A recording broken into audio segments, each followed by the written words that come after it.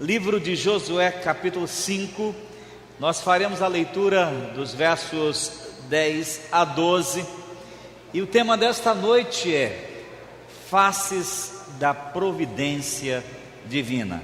Eu os convido a ficarem em pé, por gentileza. Vamos fazer assim a leitura da palavra do Senhor, conforme escrito em Josué, capítulo 5, versos 10 a 12. Na tarde do 14º dia do mês, enquanto estavam acampados em Gilgal, na planície de Jericó, os israelitas celebraram a Páscoa. No dia seguinte ao da Páscoa, nesse mesmo dia, eles comeram pães sem fermento e grãos de trigo tostados, produtos da terra. Um dia depois de comerem do produto da terra, o maná cessou. Já não havia maná para os israelitas, e naquele mesmo ano eles comeram do fruto da terra de Canaã. Que Deus nos abençoe em sua palavra. Curve sua cabeça, feche seus olhos e vamos falar com o Senhor. Paizinho querido, muito obrigado por estarmos na tua presença nesta noite, reunidos com os nossos irmãos.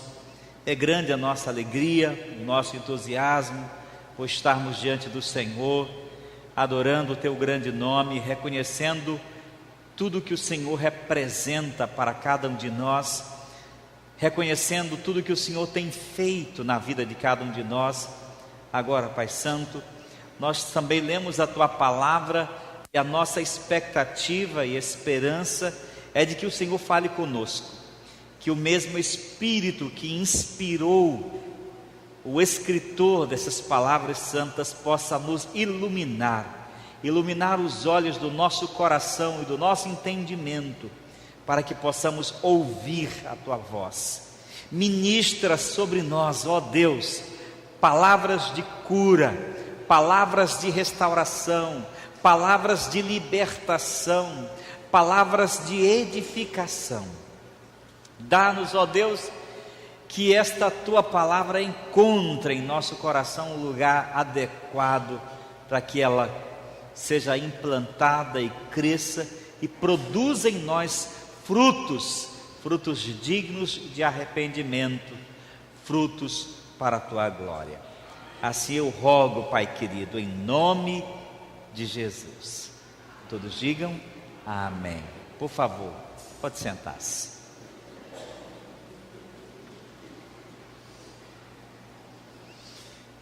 Esse texto, irmãos e irmãs, fala-nos sobre a providência de Deus. A doutrina da providência é uma verdade bíblica que está presente em toda a Escritura. De Gênesis a Apocalipse, é uma verdade que salta aos olhos de qualquer leitor.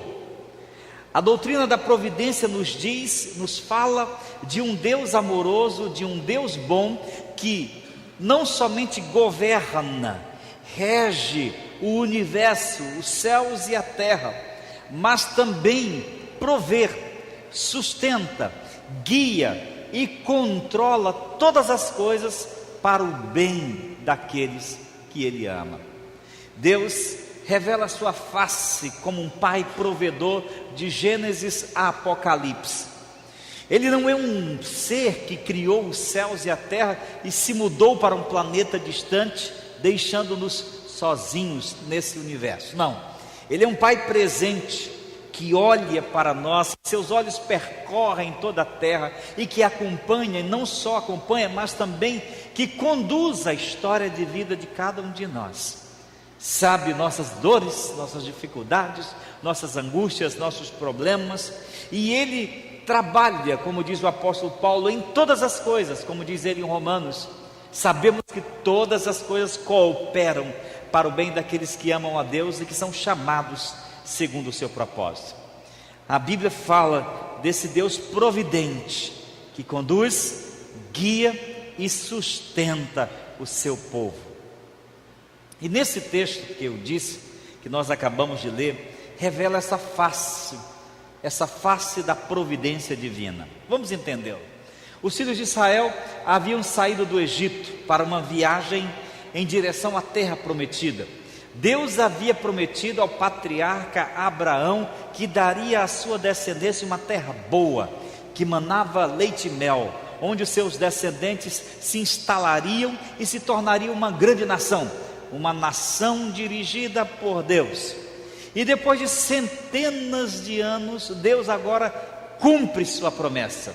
Sob a liderança forte de Josué, eles adentram a terra prometida e tomam posse da terra e começam então a lançar as primeiras sementes.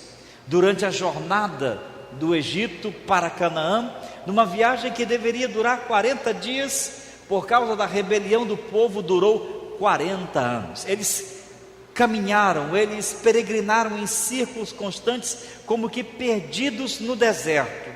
Mas naquele período em que peregrinaram pelo deserto árido, Deus os sustentou. A Bíblia diz que Deus foi tão provedor que nem mesmo as sandálias dos pés deles se desgastaram, nem a roupa que usaram durante todo esse tempo se desgastou. E Deus se mostrou provedor não só nessas coisas, mas de diversas formas. Quando o calor estava quente, escaldante, Deus colocava uma coluna de nuvens que os protegiam do calor. Quando a noite escura escondia os perigos, Deus enviava uma coluna de fogo que conduzia. E quando o povo teve fome, Deus mandou descer do céu o maná. O maná era uma espécie de neblina que caía próximo ao acampamento dos filhos de Israel. E aquele maná, aquele pão celeste que vinha como uma intervenção milagrosa de Deus, era o que sustentava o povo e que matava a sua fome e saciava as suas necessidades durante 40 anos. Agora, eles chegaram na terra prometida. Agora se instalaram na terra prometida, e logo que chegaram na terra prometida e lançaram as primeiras sementes na terra, o nosso texto diz que um dia depois de comerem do produto da terra, o maná cessou. O maná cessou.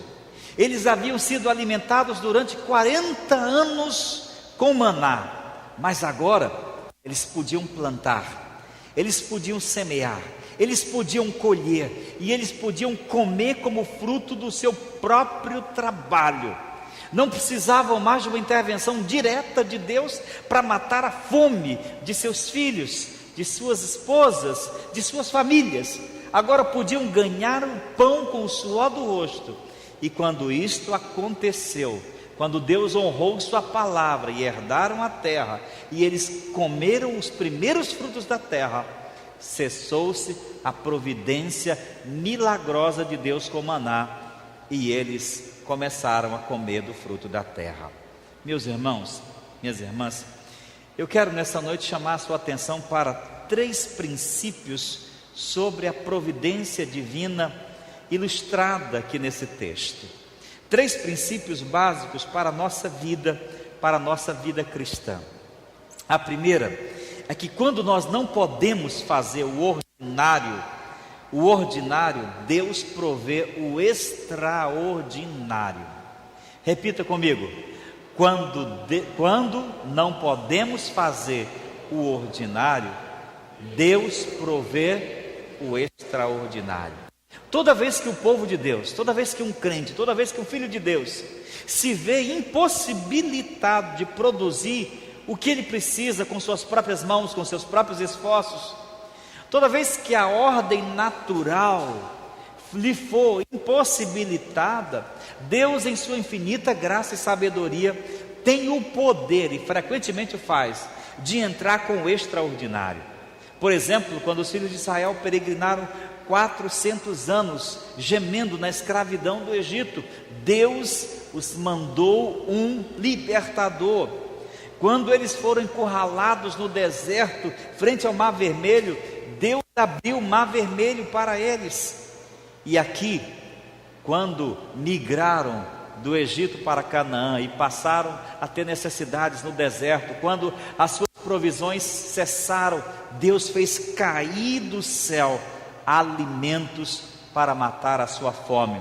Em Neemias diz assim: desse modo os sustentaste 40 anos no deserto, e nada lhes faltou, as suas vestes não envelheceram, e os seus pés não se incharam. Deus sustentou, porque Deus, irmão, é tudo para o seu povo. No deserto eles não tinham caminho, Deus mostrou o caminho, e deu-lhes uma coluna de nuvens que os guiava e que os protegia, tanto à noite como durante o dia. Deus é tudo para o seu povo. Quando enfrentamos o perigo, Ele vai à frente com sua providência. Deus é tudo para o seu povo. Quando eles enfrentaram a sequidão, a estiagem do deserto, Deus fez da rocha brotar água para saciar a sua sede. E quando não tinham comida, Deus fez o maná vir do céu. Frequentemente Deus age assim. Quando as portas se fecham para nós, quando os nossos recursos minguam, quando as nossas forças se esvaem, quando nós não temos mais condições nenhuma de agir, quando a ordem natural não nos dá possibilidade de ganhar o pão, e de sair, e de entrar, e de conquistar com nossa própria força ou capacidade, Deus frequentemente abre portas. Eu sei que se você olhar para a sua vida, você vai perceber as inúmeras vezes que você pode dizer assim: só Deus explica o que aconteceu comigo, só Deus explica o que ocorreu na minha vida. Isso não poderia ter acontecido, era impossível para mim, eu não tinha condições de conquistar isso, eu não tinha condições de vencer aqui, eu não tinha condições disso e daquilo outro. Mas Deus agiu com o extraordinário quando nós não podíamos fazer a nossa parte, quando nós não podíamos fazer o ordinário. Quando as multidões estavam fatigadas de fome, lá no monte, Jesus proveu-lhes pão.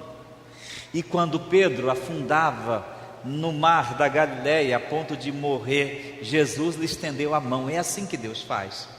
Deus age na nossa vida quando nós estamos impossibilitados de agir. Ele abre as portas. Nós sempre devemos esperar pela intervenção divina, sempre devemos acreditar que Deus é poderoso para fazer infinitamente mais do que pedimos ou pensamos. Nós não vivemos somente na ordem do natural, irmãos. A vida humana é sempre dependente das duas ordens: a ordem natural da vida e a ordem sobrenatural. Eu posso olhar para a minha própria história e ver as inúmeras vezes que eu vi a mão de Deus. A mão de Deus prover, a mão de Deus libertar, a mão de Deus curar, a mão de Deus restaurar. Em situações em que eu dizia, em que eu imaginava, não tem jeito, não tem como, eu não tenho respostas, eu não tenho saída. Mas Deus age. Quando seus filhos não podem prover o ordinário, é nessa hora que Deus entra com o extraordinário para a sua glória. Amém? Quando Jesus foi a casa lá em Betânia, a casa de Lázaro, Marta e Maria, e seu amigo já estava morto há muitos dias, estava sepultado. Jesus foi até aquele lugar e foi fazer o que somente ele podia fazer, o que Marta não podia fazer, o que Maria não podia fazer, o que nenhum familiar de Lázaro podia fazer. Jesus foi dar a vida, foi devolver a vida ao morto. Quando as nossas forças e os nossos recursos, as nossas provisões minguam, irmãos, nós podemos contar com a bondade, com a providência, com a misericórdia de Deus, e podemos orar para que Ele intervenha, para que Ele age. Frequentemente, em sua infinita misericórdia, independentemente dos nossos méritos, Ele age para abençoar o seu povo, age para transformar realidades e exaltar o seu grande nome para a glória dele. Amém? O segundo princípio que nós podemos aprender aqui é que quando nós podemos buscar o necessário, Deus provê o ordinário. Agora preste muita atenção. Amém, pastor? Você me diz assim: então eu devo sempre e somente esperar o extraordinário, o milagre de Deus? Na verdade, O texto diz assim, que um dia depois deles comerem do produto da terra, o maná cessou, porque já não havia mais necessidade do maná. Deus havia honrado sua palavra, cumprido sua promessa, e eles agora estavam na terra. Agora era hora de arregaçar as mangas, agora era hora de ir à luta pela subsistência, agora era hora de buscar o pão e de ganhar o pão com o suor do rosto. Agora era a vez deles. No deserto eles não podiam plantar, no deserto eles não podiam colher, o deserto era um lugar árido, um lugar insípido, um lugar sem vida. Deus não esperava que eles tentassem sobreviver no deserto, por isso Deus foi lá. Mas agora eles estavam na terra que mana leite e mel. Agora era hora de fazerem sua própria parte, agora era hora deles mesmos agirem, para que Deus pudesse prover o ordinário. Isso nos ensina sempre a buscar o ordinário, a fazer a nossa parte no suprimento das nossas necessidades, e não ficar somente esperando o extraordinário. Às vezes nós estamos orando por um milagre, estamos orando por uma resposta de Deus, quando muitas vezes Deus diz: filho, a resposta é você, vai à frente, vai à luta, arregaça as mangas, vai adiante. Às vezes nós estamos esperando o extraordinário, quando na verdade Deus está dando a nós a capacidade de fazer o ordinário. Isso nos ensina que, via de regra, Deus provê para a nossa vida através das coisas naturais da vida. Quando os filhos de Israel já podiam ganhar o próprio pão, não deveriam esperar milagres. Isso nos mostra muita coisa, irmãos, muita coisa para a nossa vida. Às vezes a gente espera muito de Deus, a gente quer respostas divinas, mas as respostas muitas vezes estão a um palmo dos nossos olhos. Quando Agar, desesperada no meio do deserto, pedia, desesperada pela sobrevivência de sua própria vida, a Bíblia diz que Deus abriu os olhos de Agar e ela viu ao lado dela uma fonte de água, apenas que ela virasse o seu olhar e percebesse que a fonte estava ali. Nós queremos muitas coisas de Deus e devemos orar para que Deus provenha, mas a maioria das coisas que nós precisamos para a vida, somos nós que temos que plantar, somos nós que temos que semear, somos nós que temos que sonhar, somos nós que temos que colher, irmãos. Nós ansiamos muito de Deus, queremos uma vida próspera, queremos uma vida abençoada, queremos um casamento feliz, queremos filhos abençoadíssimos, mas nós temos que compreender que para obtermos o ordinário de Deus, Deus conta com a nossa parte. Ele nunca vai fazer o que nós temos que fazer. Quando chegou na terra, os israelitas deveriam pensar assim: bem, chegamos na terra, isso dá um trabalhão, plantar, semear, colher, vamos esperar o maná.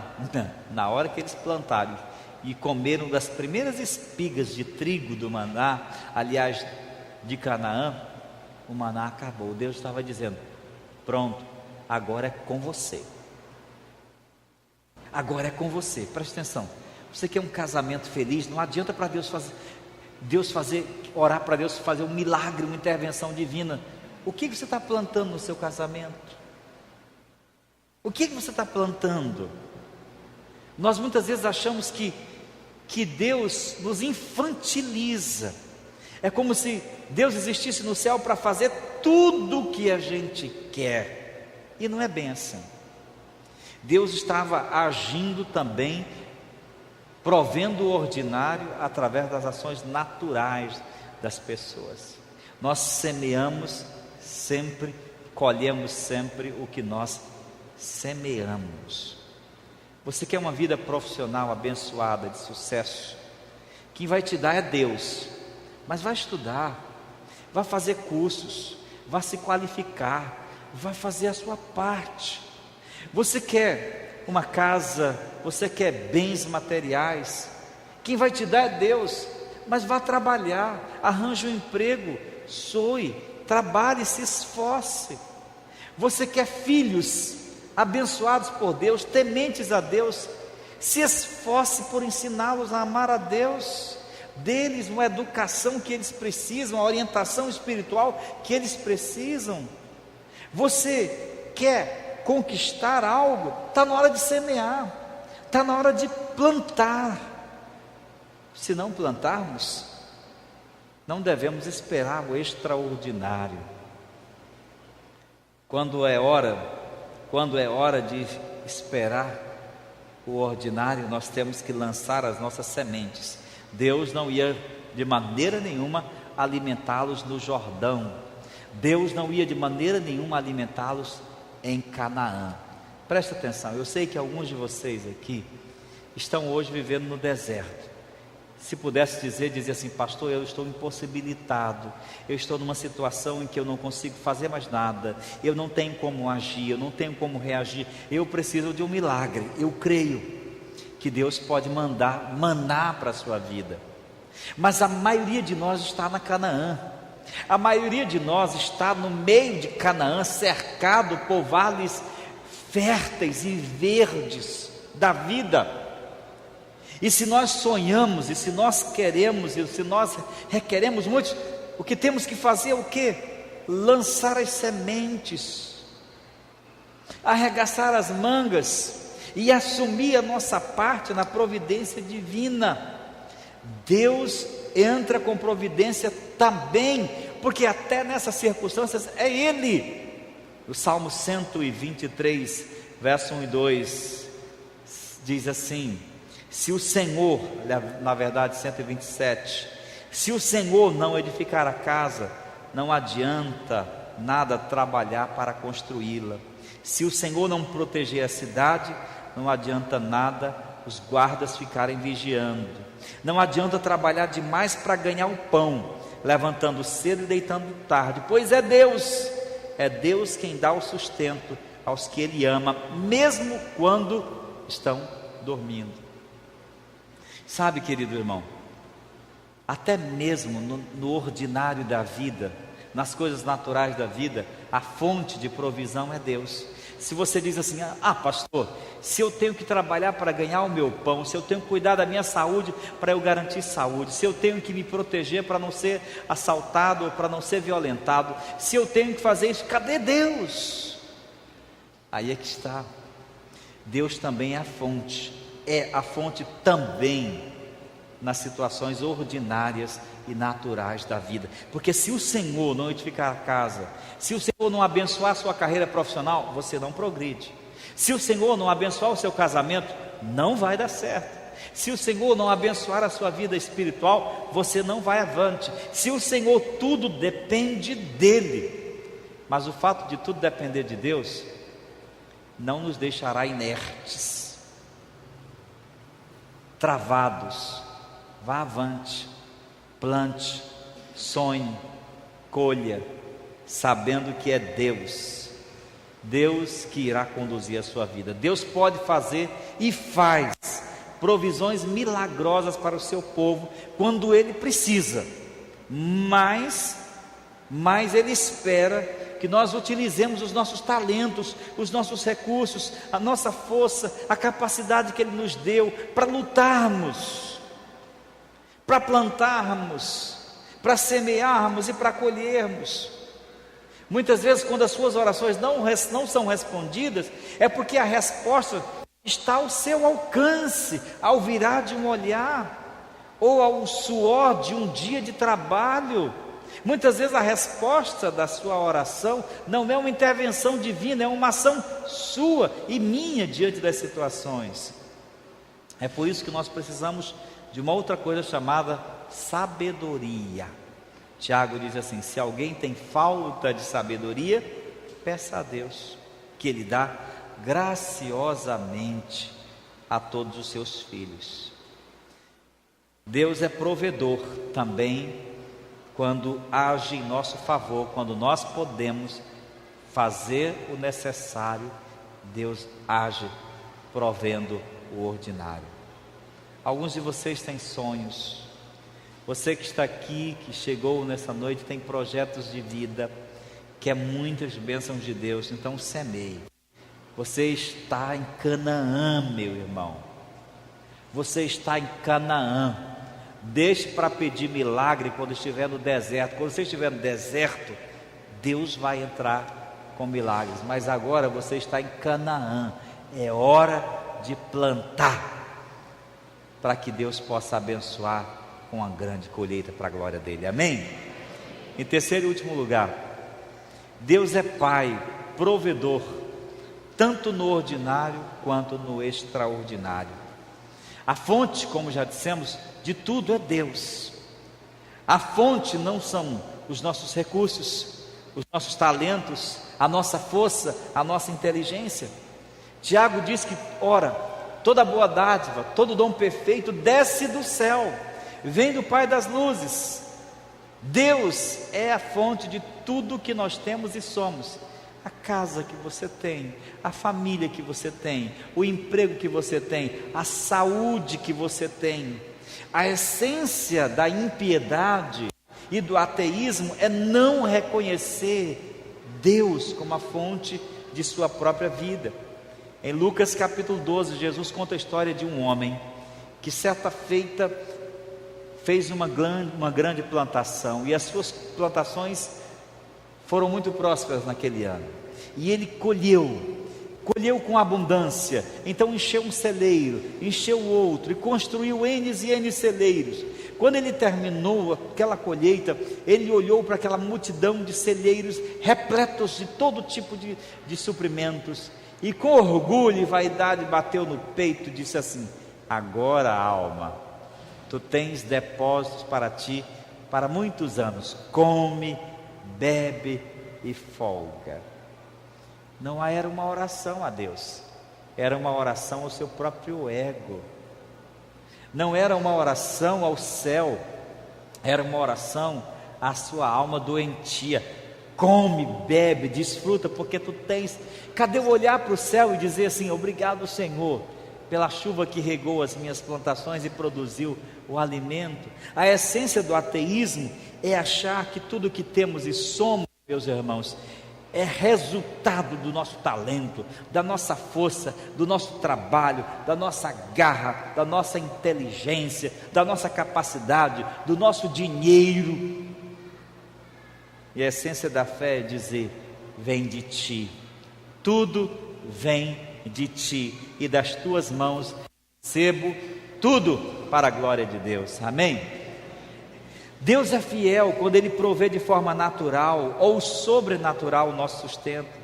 Deus age não somente quando milagres acontecem. Deus age todos os dias nas coisas naturais da vida.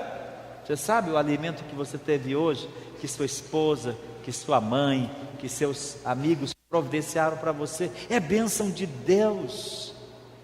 Você sabe a saúde que você tem hoje? É bênção de Deus. Os amigos que você tem hoje é bênção de Deus. A igreja que você tem é bênção de Deus. O trabalho, o salário, os recursos, a nossa própria vida é bênção de Deus, porque Ele está em todos os lugares. Sua mão provedora nos cerca, dando tudo quanto nós precisamos para viver.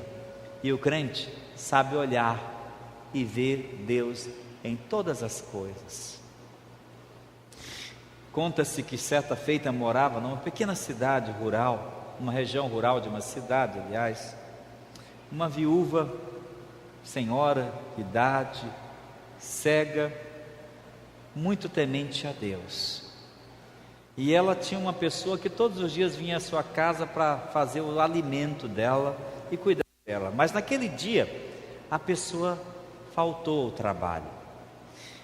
E ela constantemente ficava na porta da casa, cantando hinos a Deus, louvando o Senhor pela bondade, pela misericórdia de Deus. Ao lado dela morava um cidadão, um sujeito que era ateu, e soube que naquele dia ela estava só, não tinha como providenciar seu próprio sustento.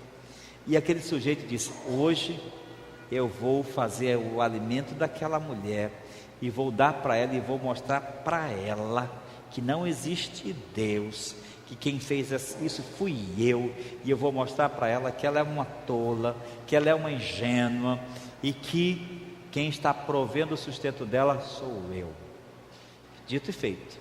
Ao meio-dia, preparou ele um delicioso almoço e levou para a vizinha crente, que estava à porta, orando e cantando a Deus. Então o sujeito chegou: olha, dona fulana, aqui está a sua refeição de hoje. Eu vim entregar para a senhora, mas eu quero dizer para você que fui eu. Seu Deus não existe. Fui eu que providenciei, fui eu que comprei os alimentos, que os fiz, os preparei. Aqui está para a senhora. Desde ser ingênuo, a irmãzinha agradeceu, fechou os olhos e fez uma oração assim: Senhor, muito obrigado por essa refeição, muito obrigado porque o Senhor tem cuidado da tua serva, mesmo usando o filho do cão e incrédulo para preparar o que a tua serva precisa. Ela ainda se envia. Deus usou um sujeito ateu, porque quando Ele quer agir em benefício do seu povo, Ele usa, se possível, quando Ele quer, até o diabo, para cumprir seus propósitos. Ele é Senhor de todas as coisas, e mesmo nas situações naturais da vida é mão de Deus. Isso nos deve levar a algumas coisas. Primeiro, isso deve nos levar ao sentimento de gratidão. Sejamos gratos pelo Pai que temos. Entendamos que a providência de Deus deve gerar em nós gratidão. Obrigado, Deus, pela vida, por tudo que o Senhor tem feito na minha vida, por tudo que eu tenho. Deve gerar em nós um sentimento de gratidão, porque a ingratidão é irmã da incredulidade. Quantas pessoas estão tomadas pela amargura, pelo sentimento enclausurador da ingratidão? Agradeça, olhe para o céu, para as pessoas que Deus colocou ao seu lado, pelas circunstâncias, e agradeça ao seu Pai, ao Pai que você tem. Em segundo lugar, sejamos humildes diante da bondade do Pai que temos. Isso deve nos tornar humildes, sabendo que se em nada eu tenho a glória, se por mais que eu tenha que ir à luta, que plantar, que semear e colher, é a bondade de Deus ainda assim.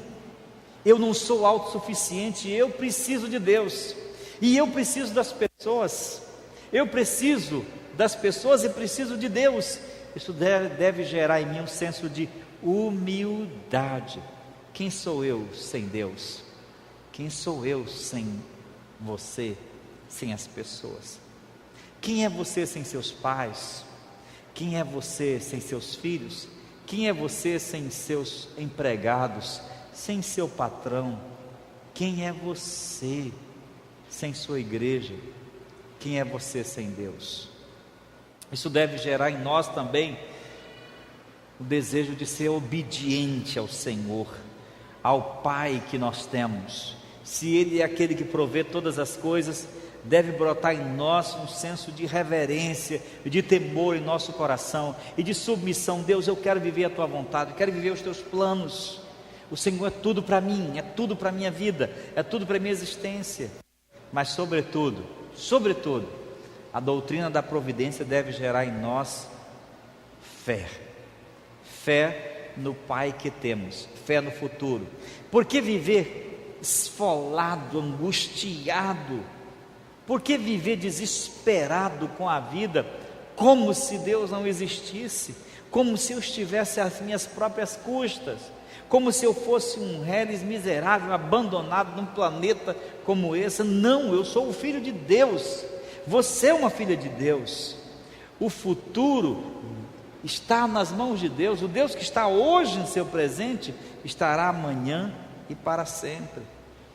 Não devemos ficar tolamente angustiados com o amanhã, como disse Jesus, porque o amanhã trará consigo os seus próprios males. Basta a cada um de nós o dia de hoje. E aí o apóstolo Pedro disse assim: lancem sobre ele toda a vossa ansiedade, porque ele tem cuidado de vocês. Tem cuidado de vocês. Confie em Deus no seu futuro, confie em Deus no seu amanhã, confie em Deus suas necessidades, porque Ele é quem cuida de você. Diga amém? Para concluir, o maná e o trigo constituem-se aqui as duas faces da manifestação visível da providência de Deus na necessidade ou nas necessidades humanas. O maná, o impossível, o extraordinário, quando o povo não podia prover suas necessidades. O trigo, o ordinário, o natural, quando eles podiam arregaçar as mangas e lutar por sua própria sobrevivência. O maná é no deserto, o trigo é em Canaã. A maioria de nós está em Canaã. Vamos aproveitar que Deus está na nossa Canaã. Vamos plantar, semear e colher para a glória do Senhor. Amém? Louvado seja Deus, porque Deus está em tudo e em todas as coisas. Ele está em nossa vida. Ele está na tua vida. E Ele quer estar sempre conduzindo a tua vida.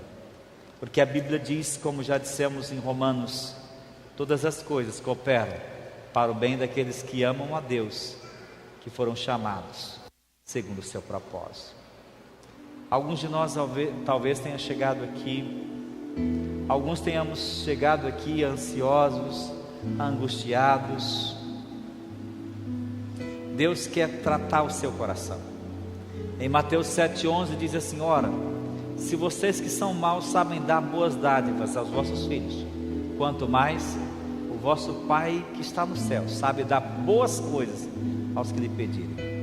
Deus quer dar boas coisas a você hoje. Deus quer dar paz, Deus quer dar perdão, Deus quer dar salvação, Deus quer dar libertação, Deus quer dar cura, e Deus quer ajudá-lo a crescer e a vencer para a glória dele.